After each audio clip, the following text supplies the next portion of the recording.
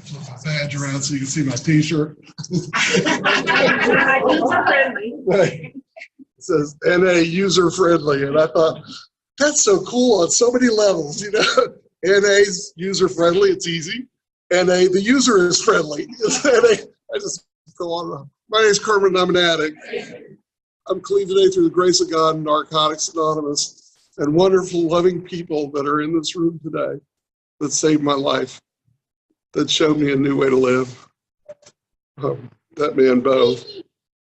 I met him when I had one year clean.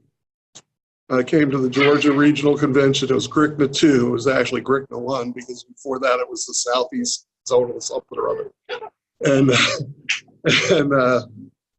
And we went to the Rising Sun Clubhouse after the convention because they set it up so that there was always an anniversary party at the Rising Sun. And I came to that, and the guy Larry North, he's passed away, my mentor. You know, there's always a guy in your life in early recovery that you say yes to. And, you know, we're going to a convention. Yes, Larry. What's a convention? It's in Georgia. Okay, Larry. Oh, my God. We drove all night long, and I was like in Larry's van, which is this van he would chock it full of newcomers. It was like a circus van. You open the door, newcomers bubble up. And this van, you can put the wheel all the way here and all the way there, and you're still going straight down the street. It's 3 in the morning, and I'm in the middle of Georgia, and pouring rain, and there's a redneck cop behind me, and a gas truck on my right. And I'm going, oh, God, get us to Georgia, please. I heard some mind-blowing things there. Unbelievable. People were talking about only going to NA for your recovery. And they had a beach ball meeting at the beginning of the convention, and they threw the ball out. Whoever caught it had to come to the front. And this guy came up, his motorcycle ed, and came up to the front, and he said, you know, what I like about this convention is it's a Narcotics Anonymous convention with Narcotics Anonymous speakers. That was a novel idea back then. Because back then, all our speakers were addict alcoholics that had a lot of post sobriety. I walked into my first 12-step meeting in August 1979. I was in treatment wearing what the well-dressed addict wears, blue pajamas.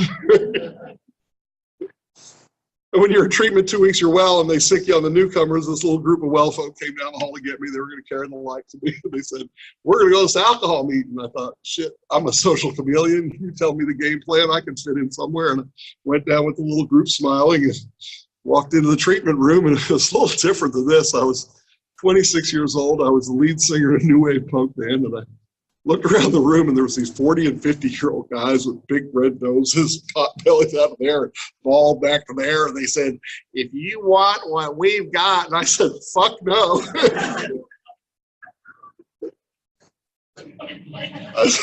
I'd be willing to go to any like that to catch that shit, whatever. I quit drinking for the next 2 years. I went through 2 more treatment centers, strung out on heroin, but I was sober. Oh, God. My second treatment, right? You know, I did Kermit Anonymous, which I don't suggest as a program. No meetings, no sponsor. Go to the bars where you play rock and roll and drink Coca-Colas and show people how cool you are that you're clean. And I relapsed. So I'm taking this second treatment really seriously, guys. I did some of that too. I got caught naked with a girl in treatment. Then you got to go to the group and apologize.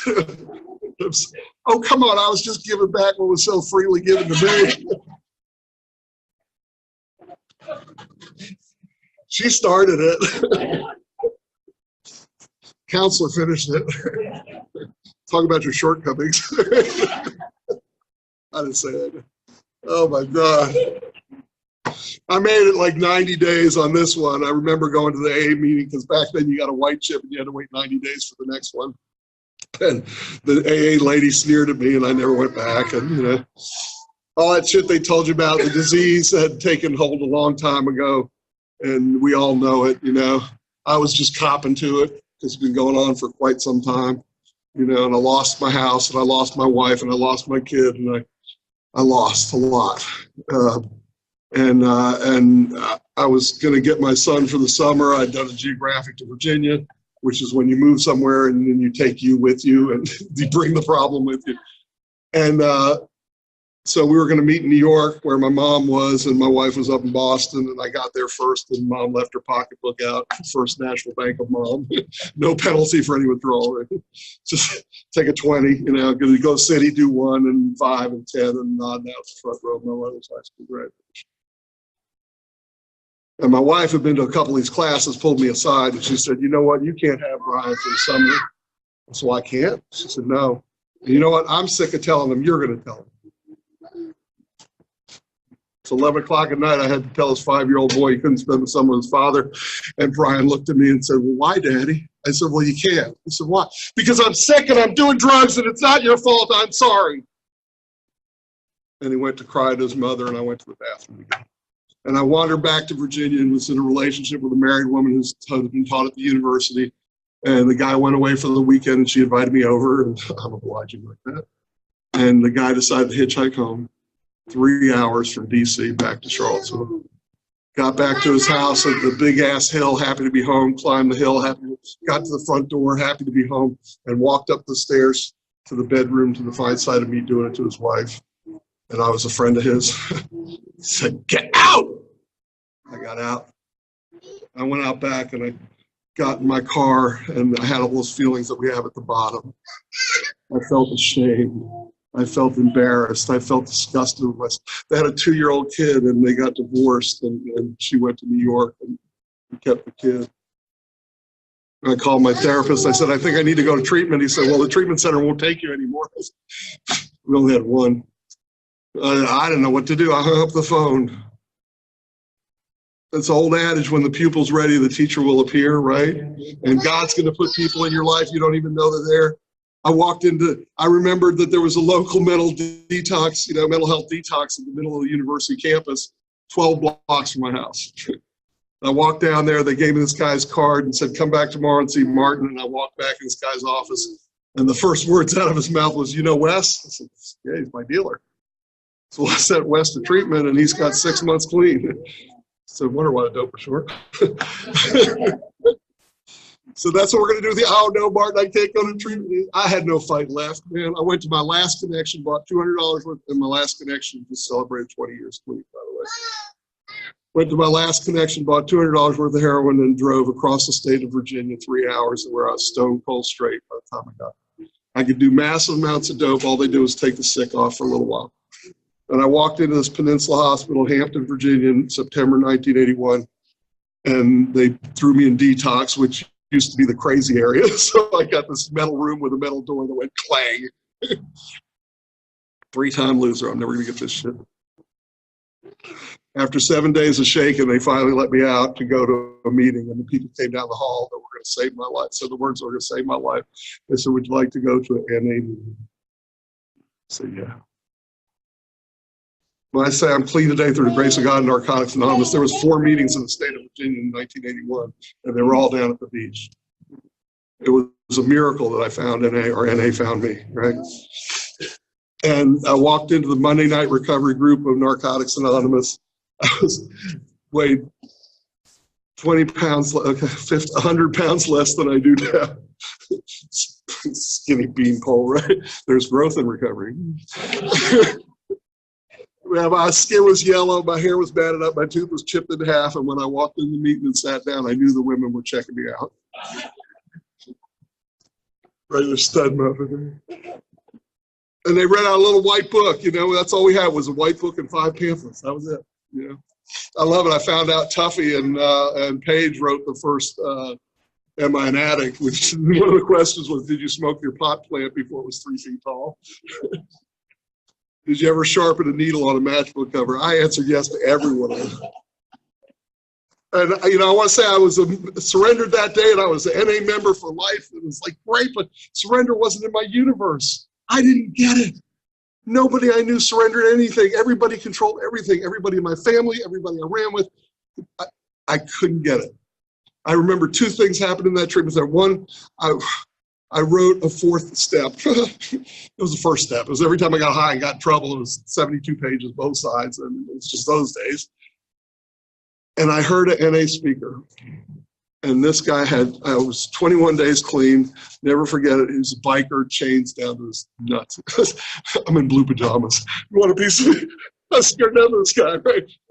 He told the worst war story you ever heard, because that's all we had back then. The NA people said go to NA and talk about drugs, so that's what we did. He'd been through 12 treatment centers and state-run psychiatric hospitals, Eastern State, Western State, bad places. You don't want to end it. He was in Western State last time. They said, if you come back here again, we're going to put you on the other side of the fence where you never come out. He had 40 white chips. This guy tried to get clean 40 times, and I'm a 3-time loser, right? He finished his talk and sat back down, and at the end of the meeting, they called him to the front of the room, and they gave him his 1-year medallion. I said, a year, that's forever. So if that crazy son of a bitch could stay clean, I could. That guy's name was Billy Easton, and he passed away with 31 years clean in narcotics. Learned to do NA conventions. His girlfriend did tattoos. They started doing tattoo conventions.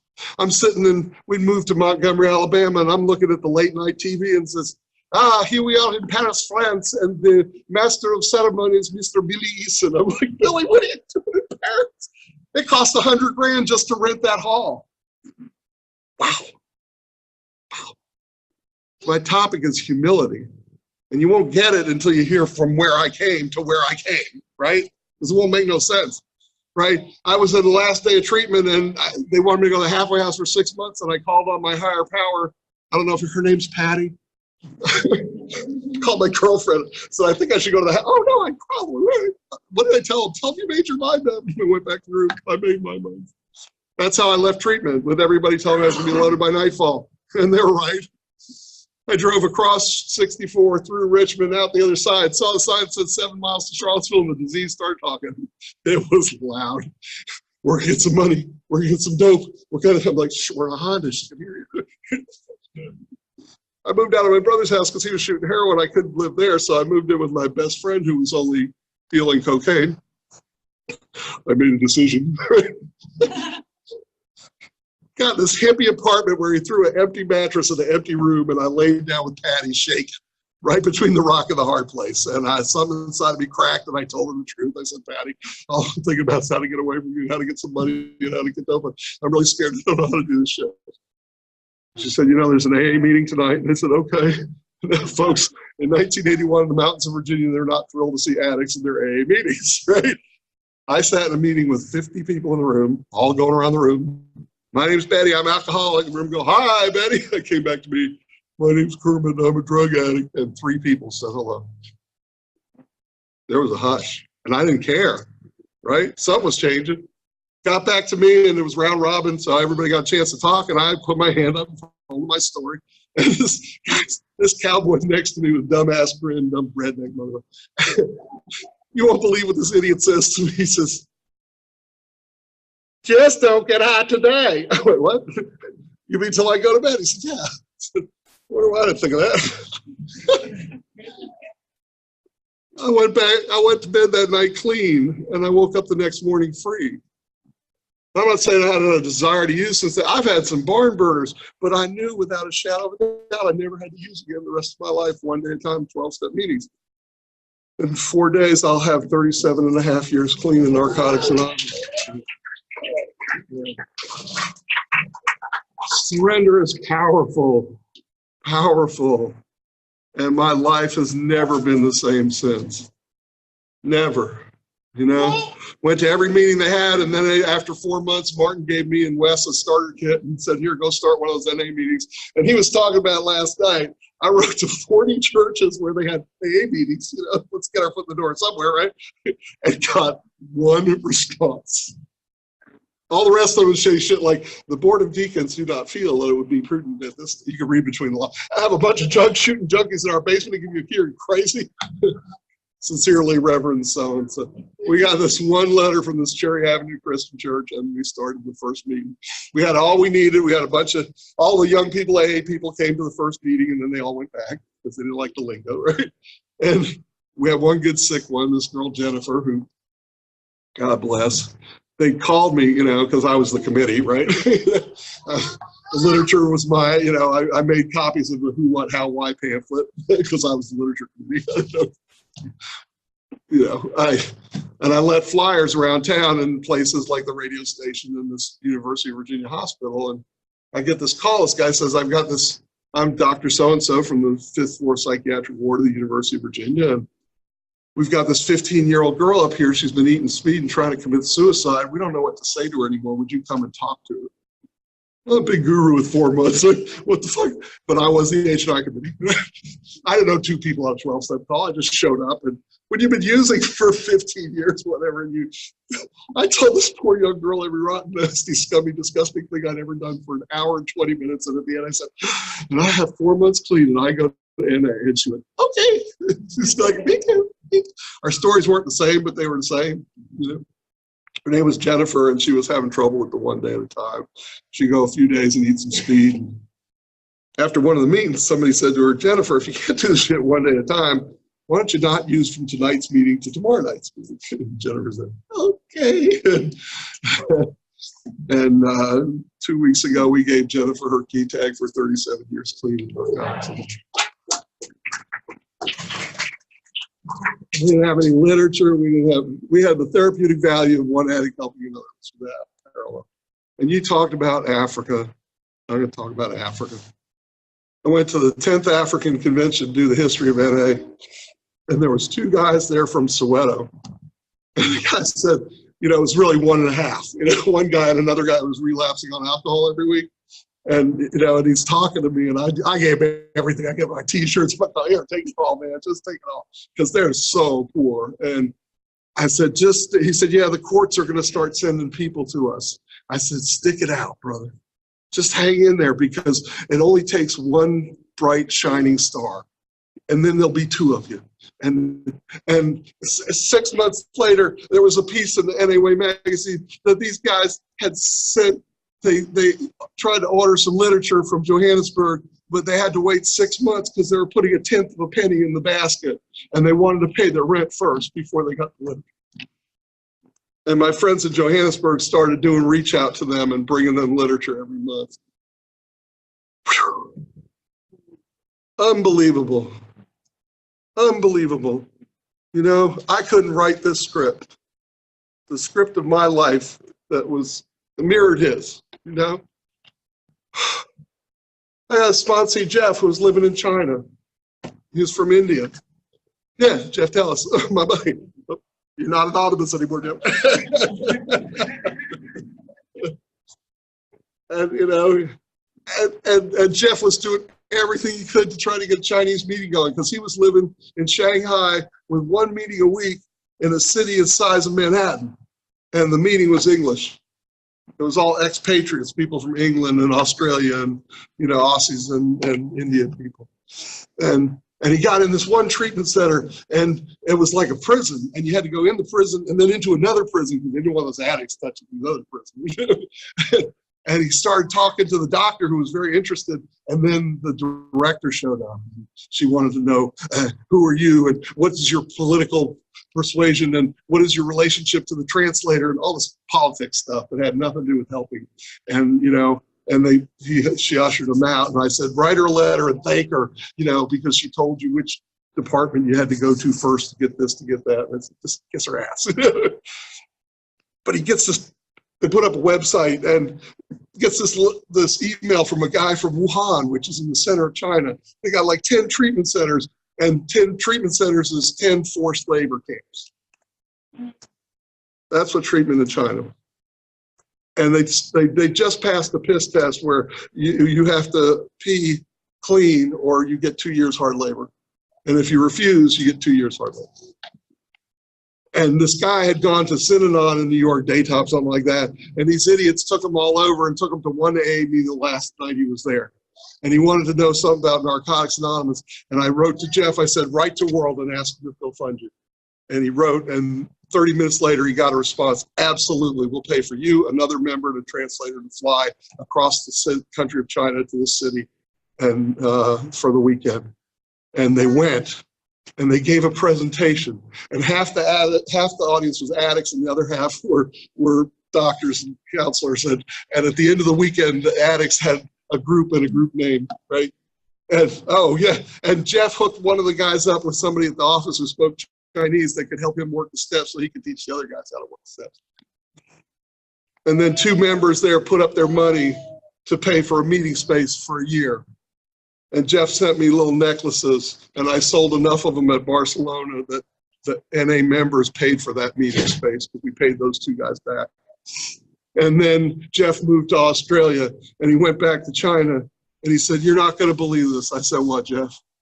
He said, "Well, they sold the building, so they moved back. They moved into the treatment center." I was like, "Right on." He said, "But they had to leave there, so they moved into a restaurant where they drink wine at the end of the meeting." He was so brokenhearted. I said, "Jeff, we're planting seeds. We're planting seeds." And I spoke to a brother who was speaking at a convention up north just about a month ago, and he mentioned China. So I grabbed him afterwards. I said, "Please tell me what's going on." And he said, "I got an address," and I showed it to the people at the hotel, and they got me a cab, and they took me to that place. And I walked around, I couldn't find anything, and I showed it to every person that I saw. And finally, somebody sent me to an old abandoned church where there was a big knocker, and I banged on that thing, and somebody came forward, and they took me to a meeting, a Chinese Narcotics Anonymous meeting, this meeting. And there was a woman in prison that had 10 years clean, and she'd gotten hold of the literature that he put online. And she's gotten out and started a meeting in the Beijing in the art district. So don't ever think that your work is not for all, right?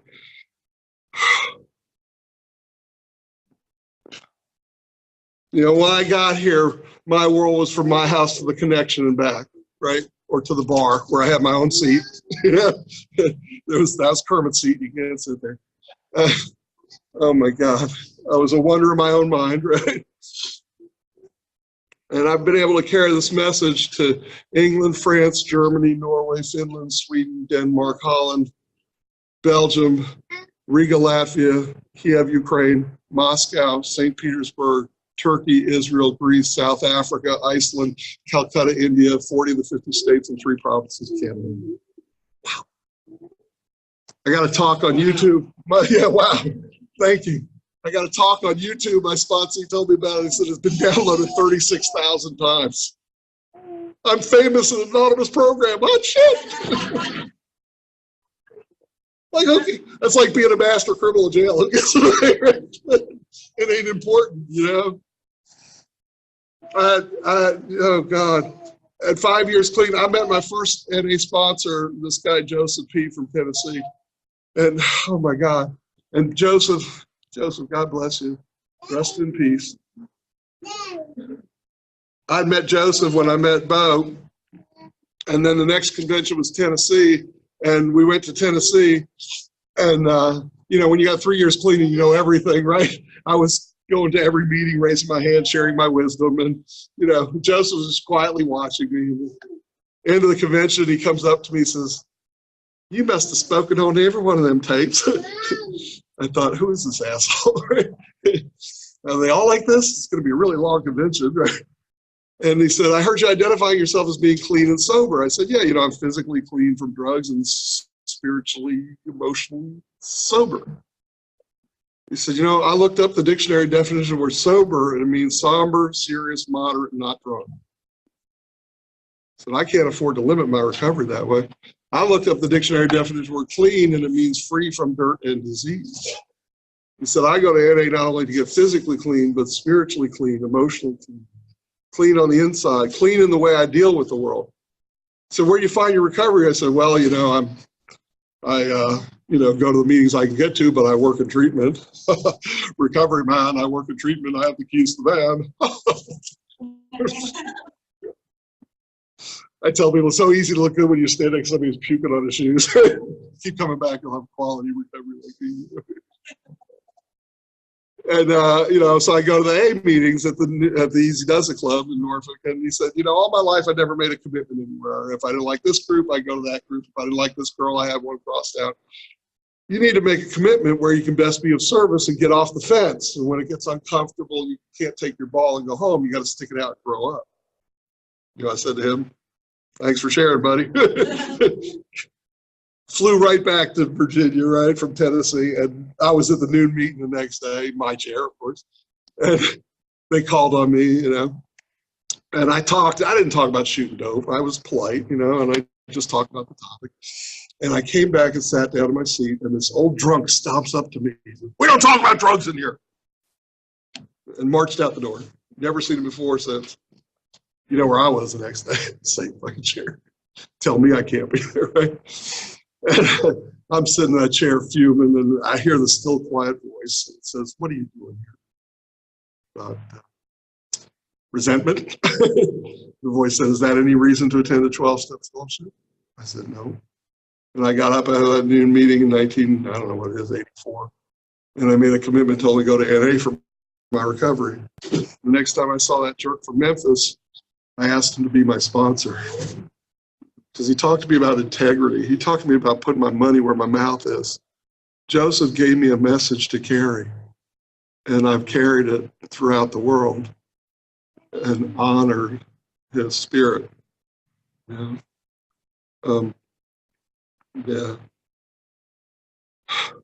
Yeah. When I did my fifth step with my sponsor, he said, "I just want you to write about 3 things." I said, "What's that?" He said, "Resentment, sex, and fear." I said, "Well, I can do that in a sentence." He said, "Really?" He said, "Yeah, I was resentful and fearful that my wife wouldn't give me sex."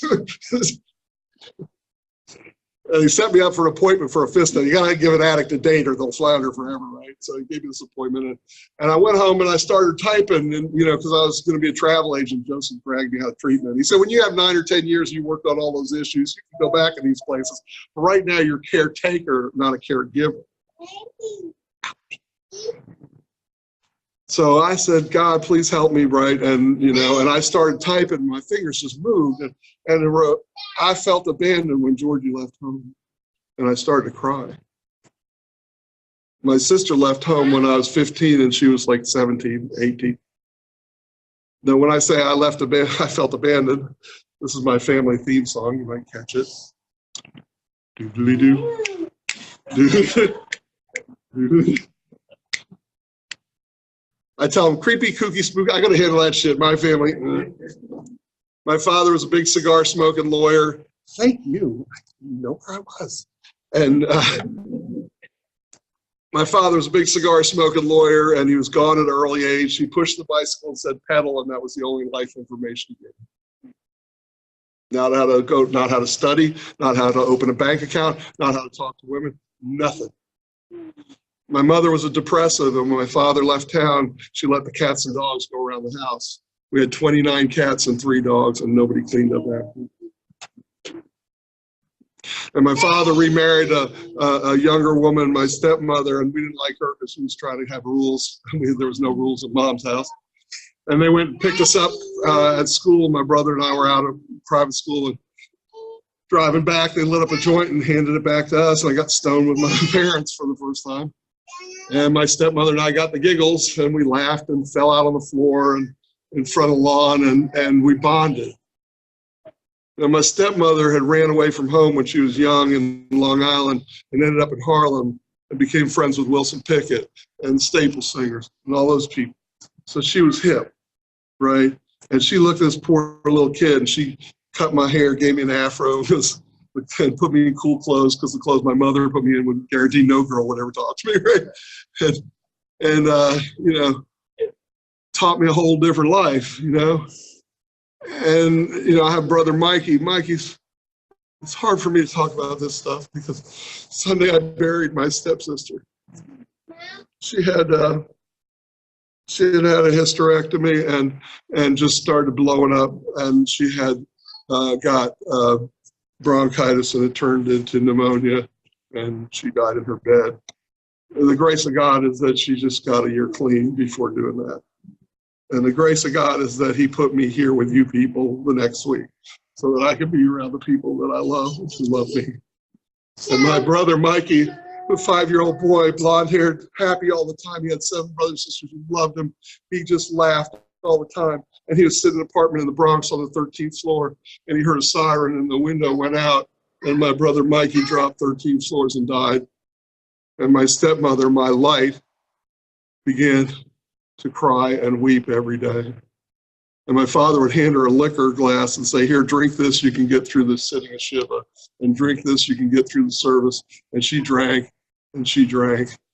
She drank a gallon of vodka a day for 20 years and died and hemorrhaged alone in an apartment in Bronx and in Queens, not before molesting me when I was 17. So when I say I felt abandoned when my sister left home, you have some idea what I'm talking about. And when I shared that with my sponsor, then he shared to me about his alcoholic father and the violence and the beating that he grew up under, right? And at the end of that, he took my papers that I'd written and he held them in front of my eyes. He said, not forever, not for always, but at this moment in time, are you entirely ready to have God remove these defects of character? All this pain and all this hurt. And I said, yeah. And we bowed our heads and shared that willingness with God. And we went back to his house in Virginia Beach and we put the papers in a pile and lit them on fire. And he said, we're going to humbly ask God to remove our shortcomings. The whole deal here is about humility, right? And I thought humility was you talk quiet, you look at your shoes. No, it's not about that at all, right? Gandhi had humility, right? Gandhi, this little guy, right? He stopped eating salt, had a couple of his friends went on a salt march. Everybody in India stopped eating salt. Salt was so integral to the British economy, it would have crippled them. They picked up their bags and walked out. They couldn't get these guys out for 100 years. Mother Teresa went to Calcutta, India without a penny in her pocket, right? She built a huge building, a hospice building, where they take dying people off the streets, they wash them and they put them in beds and they die with dignity. She did that without a penny, right? Dr. King walked around America and spoke. Okay, he got killed, but he spoke. And a brother is president of the United States of America. That's the kind of humility I'm talking about. Don't sweat the small stuff. It's all small stuff, right? Because God's got something much bigger for you guys to do, right? Because, God picks the craziest fucking trusted servants. Look around you left and right. Right? I mean, really? Me? Are you kidding me? Oh, my God. We went to the World Convention in Chicago, 1984. We'd gone to New York World, and my sister was now clean. My sister Juliet got clean because of a convention of Narcotics Anonymous. I went to the first Virginia convention, and I said, can I do something? They said, go up in this room with this white book and start a marathon meeting. So I'm sitting in a room on the ocean in Virginia Beach by myself, all upset about relationships. And just, sitting there, and God sends me this little angel, right? This guy, Danny Sullivan, who was just this big, white hippie kind of guy with white fur boots and long hair. The only kind of guy my sister would even listen to because she was in the rock and roll scene. And he walks into this meeting, and we have a meeting, and I find out he's from New Haven, Connecticut, where she lives. And I said, Danny, will you go back and talk to my sister? I got a couple of good addicts in New Haven. Her husband was in upstate in prison, and he was getting out that week. And the guy took 5 minutes and dropped a dime. Called my sister, Juliet. Juliet said, oh, yeah, cool, man. Yeah. Well, we're not going to go down to the Avenue. We're going to send someone else. That she'll work for an hour, right? So the next day, Michael goes down to the Avenue to cop heroin, and it was a sting. And they busted him and took him back to that prison that my sister had been going in every week for fucking 3 years. With, if you're not bringing any dope, don't come. And she called that guy, Danny Sullivan, and he took her to a meeting. And she died with 34 years clean of narcotics. My stepmother, Zan, my father remarried, and Zan's got 32 years clean. My brother Henry's a therapist in New York with 30 years clean. My sister Dee Dee's got 17 years clean, 20 years in AA, right? She calls Juliet. She goes, yeah, the meeting was really good tonight.